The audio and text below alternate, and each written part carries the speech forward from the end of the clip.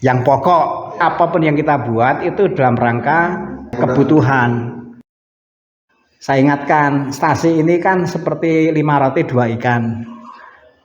Kita terbatas kuantitasnya, terbatas kualitasnya, sehingga kalau mengelola sesuatu itu juga pasti ada batasnya.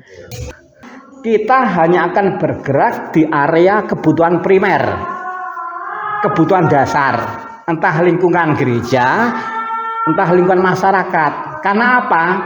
Karena jumlah yang perlu dibantu kebutuhan dasar banyak, sementara potensi kita kecil. Maka segala macam yang kita inginkan harus dilihat, ini primer atau bukan, ini pokok atau bukan. Kita ini 5 roti 2 ikan, kemampuannya nggak cukup. Kita ini nggak ada orang, orangnya sedikit, kemampuannya sedikit. Harus memikirkan bahwa kita kemampuannya terbatas. Kita melangkahnya baik tepat, jangan meleset. Saya yakin bisa asal kita memang tidak muluk-muluk lah. Paham ya? Saya hanya mau menggembalakan supaya kita tuh betul-betul hanya ngurusi hal yang penting saja. Itu pun berat. Lingkungan, soal lingkungan ada? Ini saya ada masukan ini. November itu kan bulan arwah.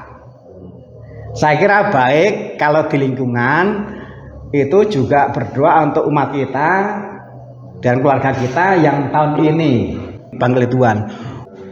Ini cara stasi melalui lingkungan memberi perhatian terhadap umat yang anggota keluarganya tahun ini meninggal. Boleh keluarga inti, boleh keluarga besar, silahkan. Tahun 2023 kita mau memulai. Jadi setiap tahun ini memang gereja ada peringatan arwah tanggal 2 November. Ya itu biar, tapi justru itu memberi inspirasi. November nanti kita sepakati, kita berdoa bagi anggota keluarga kita yang sudah dipanggil Tuhan. Silakan umat setor nama, boleh keluarga besar, silakan. Tapi ini didoakannya di lingkungan masing-masing. Kita mau berusaha, lingkungan itu juga punya perhatian. Maksudnya supaya orang tuh merasakan betul, wah lingkungan saya baik ya. Tanggal 2 November itu peringatan arwah semua orang beriman. Semua. Kalau mau nama-nama itu justru tempatnya yang tepat di lingkungan. Kalau kita membuat kalender liturgi, nih perhatikan, ini kaitannya tanggal 2 ya.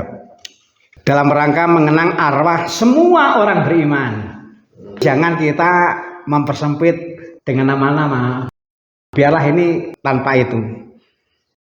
Tanggal 2 November, setiap orang Kristiani dapat memperoleh indulgensi penuh bagi orang yang sudah meninggal.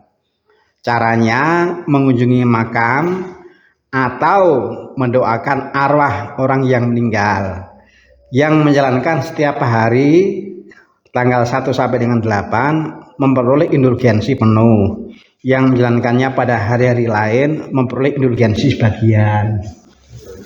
Kalau memaksimal tanggal 1 sampai dengan 8.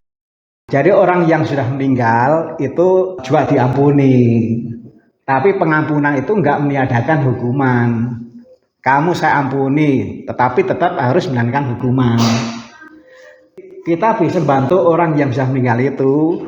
Kalau tanggal 1 sampai dengan 8 kita berdoa bagi mereka, maka mereka akan mendapatkan pembebasan dari hukuman itu penuh. Kalau kita tidak penuh doanya ya hanya sebagian.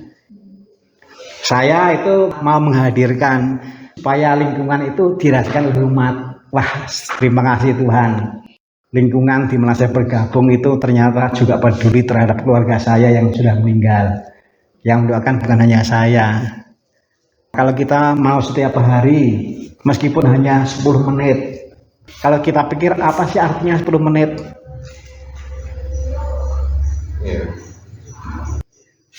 Duka karena anggota keluarga yang meninggal itu beda dengan kalau saya tuh kehilangan teman yang kepadanya saya punya utang banyak nggak bisa bayar, dia meninggal, itu beda Pak.